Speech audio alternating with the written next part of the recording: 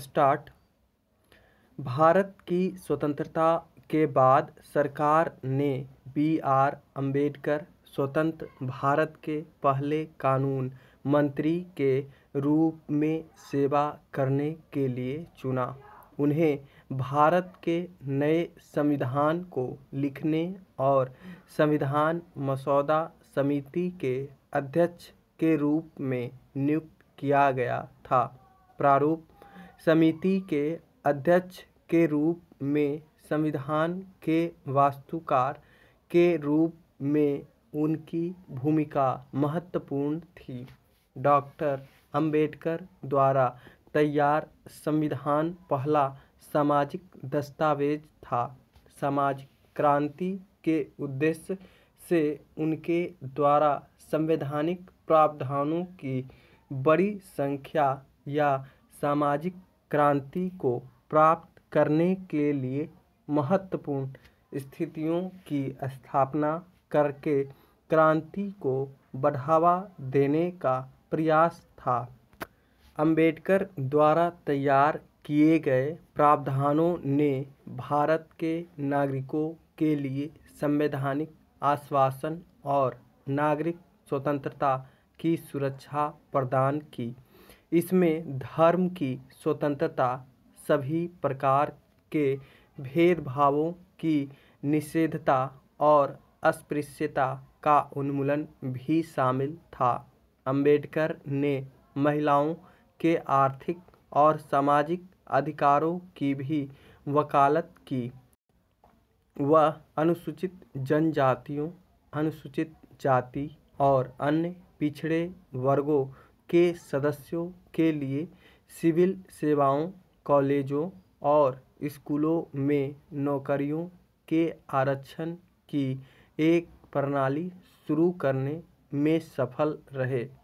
जाति एक ऐसी प्रणाली है जिसमें किसी विशेष समूह में किसी व्यक्ति के जन्म के आधार पर किसी व्यक्ति की स्थिति, कर्तव्यों और अधिकारों का अंतर होता है।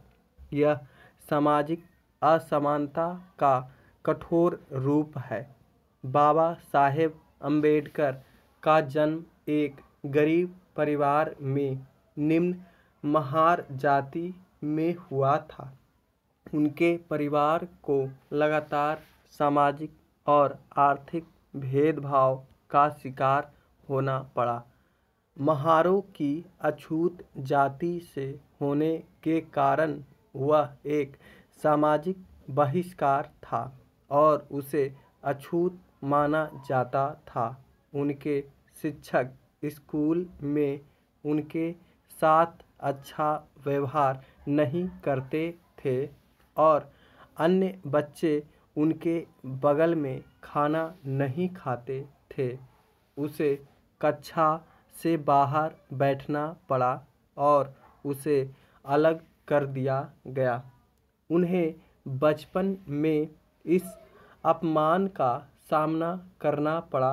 बाद में वह भारत में पिछड़ी जातियों और वर्गों के प्रवक्ता बन गए। जाति व्यवस्था के कारण समाज में कई सामाजिक बुराइयां व्याप्त हैं।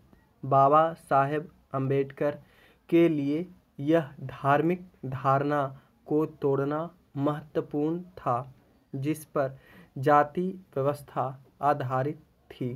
उनके अनुसार जाति व्यवस्था केवल श्रम का विभाजन नहीं था बल्कि मजदूरों का भी विभाजन था। वह सभी समुदायों की एकता में विश्वास करता था। बाबा साहेब अम्बेडकर ने बार कोर्स पास करने के बाद अपना कानूनी करियर शुरू किया। उन्होंने अपने कौशल का इस्तेमाल जातिगत भेदभाव के मामलों की वकालत करने में किया। ब्राह्मणों पर आरोप लगाने वाले गैर ब्राह्मण नेताओं का बचाव करने में उनकी जीत ने उनके भविष्य की लड़ाई का आधार स्थापित किया। बाबा साहेब अम्बेडकर ने दलितों के अधिकारों के लिए पूर्ण आंदोलनों की शुरुआत की।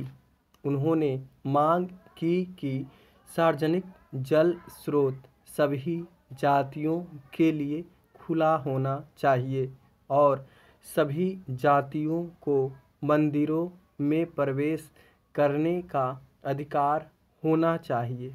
उन्होंने भेदभाव का समर्थन करने वाले हिंदू धर्म ग्रंथों की निंदा की। भीमराव अंबेडकर ने जातिगत भेदभाव के खिलाफ लड़ने का विकल्प चुना, जिसने उन्हें जीवन भर पीड़ित किया। उन्होंने अछूतों और अन्य अवहेलना करने वाले समुदायों के लिए अलग निर्वाचन प्रणाली का विचार का प्रस्ताव रखा। उन्होंने दलितों और अन्य संगठनों के लिए आरक्षण की अवधारणा पेश की।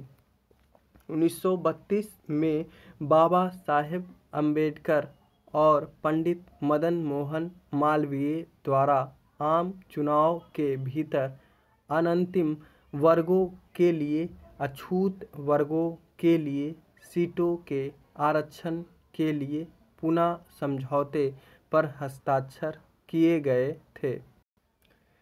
संयुक्त निर्वाचन की अपनी निरंतरता के बदले पुनः संधि की धारणा निम्न वर्गों के लिए अधिक सीटें थी। इन वर्गों को बाद में अनुसूचित जनजाति और अनुसूचित जाति के रूप में परिभाषित किया गया था। लोगों तक पहुँचने और उन्हें सामाजिक कुरीतियों के नकारात्मक गुणों को समझने के लिए उन्होंने मूक नायिका नामक एक समाचार पत्र का शुभारंभ किया। बाबा साहेब अम्बेडकर भी हरिजन आंदोलन में महात्मा गांधी के साथ शामिल हुए, जिन्होंने भारत में पिछड़ी जाति के लोगों के साथ सामाजिक अन्याय का विरोध किया। बाबा साहेब अम्बेडकर और महात्मा गांधी प्रमुख व्यक्तित्व थे जिन्होंने भारत से अस्पृश्यता को खत्म करने के लिए लड़ाई लड़ी।